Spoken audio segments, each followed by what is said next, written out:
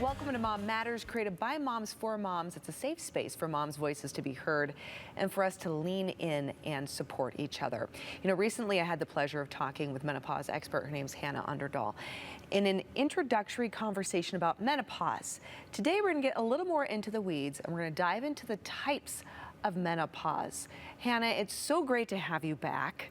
I know you and I just kind of touched the tip of the iceberg in our first conversation. Today, we're really going to kind of dive into the fact that menopause is not a one-size-fits-all, and there's actually types. So explain what you mean by types.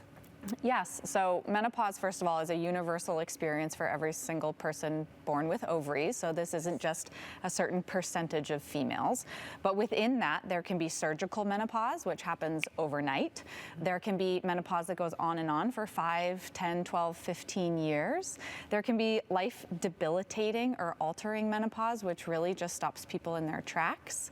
And there can be silent menopause as well. And this is kind of invalidating for some women to hear about, because other older women will say, I just sailed through menopause. I had no problems at all. Their menopause was silent, but there are still risks to that, and we do need to address it. Okay, all right. So which type of menopause would you like to begin with today? Oh my gosh.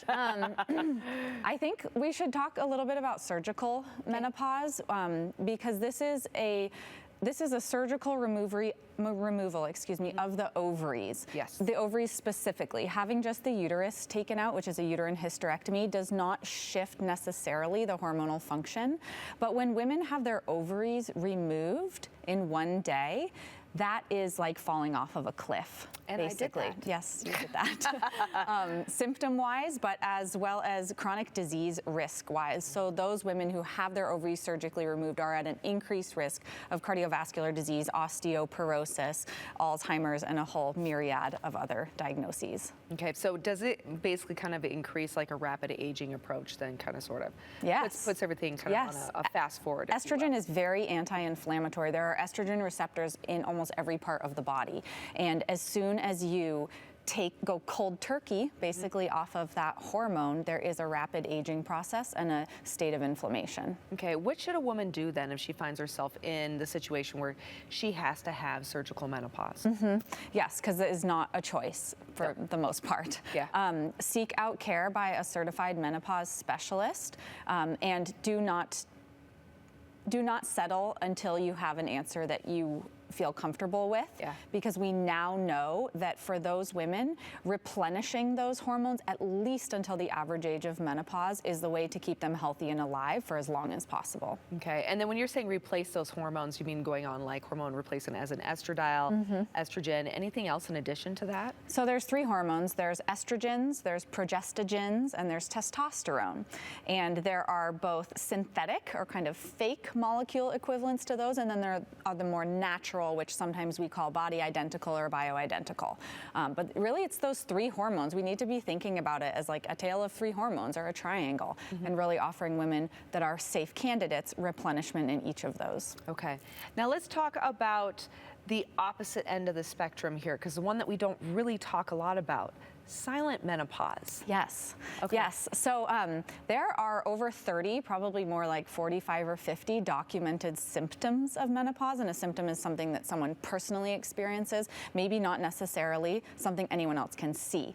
And that can range from mood disturbances, obviously hot flashes and night sweats, we all know that one, irritability, anxiety, new onset panic, ringing ears, heart palpitations, itching, dry eyes, dry mouth, change in the voice, GERD, the gastroesophageal reflux. So many people who say they experience or would categorize themselves as silent menopausers maybe are actually experiencing symptoms. They just haven't been given permission to complain about them. And they don't equate to the fact that they're having hormonal changes. They're just like, no, it's a GI issue. Exactly. It's not menopause, it's GI, or I'm getting eczema. Yep, or aches and pains. Or aches and pains because I'm older. So where should women go, though, for those resources about menopause, making sure they're able to identify their symptoms and then educate themselves so they can make the best choices for themselves? That's a great question. So the National Menopause Society has a website where you can search on your region for certified specialists. They just came out actually with a documentary last year called The M Factor. Yes. It is so good, and it's actually the first full-length documentary that healthcare providers can get continuing medical education for. It's that good. And that is free on the PBS website. Marvelous. I know. Okay, so check out the M Factor. And then these are some books that I always tout to my patients and when I'm teaching other medical professionals about this. And then each of these folks that wrote these books has really good information on social media. Wonderful. Hannah, thank you so much. You're so welcome.